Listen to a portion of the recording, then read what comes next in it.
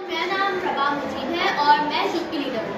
आज मैं और मेरी दोस्त आयशा आपको रेलवे रेलगाड़ी के बारे में कुछ मालूमात फराहम करेंगे। अस्सलाम वालेकुम मेरे दोस्तों, मेरा नाम आयशा है। तो जैसा कि आप सब लोग पाकिस्तान रेलवे की बदहाली से बखूबी वाकिफ हैं, तो क्यों ना हम इस बदहाली की वजूहात पर रोशनी डालें और उस पर कुछ बात करें। इंसानी वसाइल की कमी, क़ुर्बा परवरी और मुलाजमीन की तकदीरी में सियासी मदाखलत ने पाकिस्तानी रेलवे की तबाही में बड़ा किरदार अदा किया है। मुलाजमीन की तकदीरों और तबादलों में सियासी और ज़ाती मफादात करफरमा हुए, जिसकी वजह से इन बढ़मी और मुलाजिमत की अदम तहफ़्फ़ुज़ का एहसास पैदा होता है और ये इदारे की कारकर्दगी में कमी का बाइस बनते हैं। पाकिस्तान रेलवे पर बगैर टिकट के सफ़र भी अक्सर होता है, जिससे काफ़ी नुकसान होता है। बदउनवानी पब्लिक सेंटर शहरियों के एतमाद को खत्म कर देती है, जो इनके बेहतरीन मफाद में है। अब हमने बदहाली तो पढ़ ली पाकिस्तान रेलवे की, तो क्यों ना अब हम कुछ तजावीज़ से बात करें कि जिनसे हम इन बदहाली को बेहतर बना सकें। आज नकल व हमल के शोबे बिलखुसूस रेल किसी भी मुल्क की समाजी और इक़्तिसादी तरक्की में अहम किरदार अदा करते हैं। पाकिस्तान रेलवे की हालात के पहलुओं का तजिया करते हुए हमने मुशाहिदा किया है कि पाकिस्तानी रेलवे को हालिया दहाइयों में मुसलसल नुकसानात का सामना करना पड़ रहा है। लिहाजा कुछ तजावीज़ जो हुकूमत और आवाम के लिए हैं वो ये है कि वक्त पर फंड अदा करें। हुकूमत भी इस पॉइंट से फ़ायदा उठाने के बजाय रेलवे की बेहतरी के लिए काम करे। इन्हीं तमाम तजावीज़ पर अमल करते हुए रेलवे को बेहतर बना सकते हैं। मेरे दोस्त अहबाब, अब आपको इस मॉडल जो कि दुबई मेट्रो के बारे में है, उसके बारे में मालूमात फराहम है।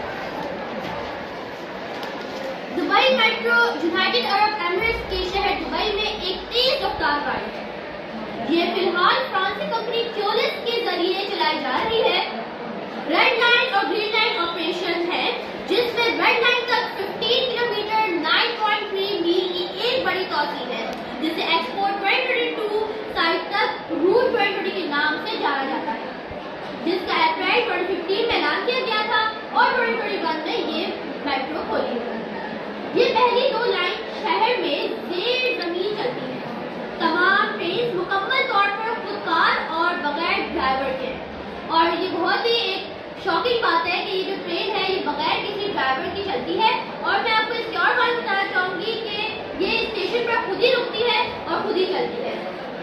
1,10,000 से ज़्यादा अफराद दुबई की आबादी का तकरीबन 10% मेट्रो को इसके ऑपरेशन के पहले दिनों में इस्तेमाल किया। दुबई मेट्रो ने 9 दिसंबर 2009 को 10 मिलियन मुसाफिरों को सफर किया, जिसकी 11 स्टेशन रेड लाइन पर काम कर रहे हैं। ये दुनिया की तेज तरीन रेलवे में से एक है। लंबी लंबी इमारतों में से गुजरती हुई ये ट्रेन निहायत दिलकश मंजर है।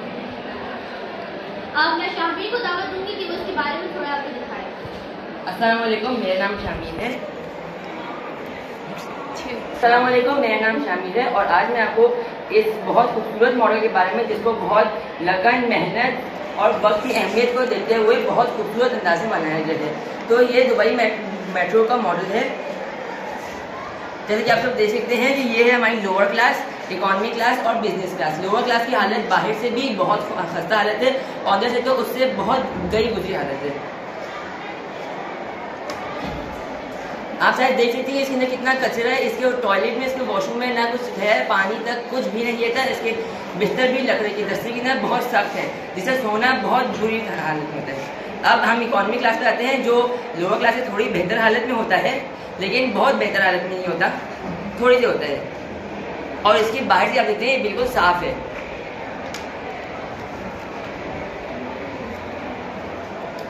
आप देख सकते हैं इसके अंदर जो बर्तें लगी हुई हैं, जिसको हम बर्थ बोलते हैं, वो नरम है, वो उसके ऊपर कपड़ा लगा हुआ है, जिससे सोने में थोड़ी आसानी होती है। और इसकी खिड़कियाँ भी बेहतर हैं और इसके हमारे टॉयलेट में हमें लोटा ही मिलता है। हमें कोई लोग इसको चुरा के भाग जाते हैं। अब हम लोग आते हैं बिजनेस क्लास की, जो सबसे ज़बरदस्त और सबसे अच्छी गाड़ी उसकी होती ट्रेनों में होती है। ये बाहर से भी देख सकते हैं, बाहर से बिल्कुल साफ़ सुथरी और बहुत अच्छी है। अब आप लोग देख सकते हैं कि इसके अंदर बाकी ट्रेनों से कितनी ज़्यादा मुख्तलिफ है, बहुत ज़्यादा अच्छी, दिलकश और बहुत ज़्यादा ज़बरदस्त है ये, क्योंकि इसको बहुत मेहनत और लगन से बनाया गया है। इसके अंदर आप बर्थ देख सकते हैं, इसके अंदर बहुत अच्छी फैमिली भी रही है। इसकी बर्तें बहुत नरम मखमल के कपड़े की होती हैं। इसके अंदर हमें तकिया और कंबल ही दिया जाता है और कुछ चप्पलें भी दी जाती हैं, जिसको मेरे जैसे लोग ट्रेनों में चुरा के भाग जाते हैं। तो ये थी हमारी प्रेजेंटेशन। और इसके वॉशिंग देख सकते हैं, इसमें हमें शैम्पू और साबुन भी मिलता है, जिसको मेरे जैसे लोग भी हमेशा की तरह जब तक पूरी बोतलें जब तक साबुन हम लोग को फेंकने दें तब तक हमारे सुकून नहीं मिलता। तो ये थी, मैं शामिल का बहुत शुक्रिया अदा करना चाहूँगी। ये थी हमारी प्रेजेंटेशन और मैं इस प्रेजेंटेशन को इख्तिताम पे लाना चाहूँगी। शुक्रिया।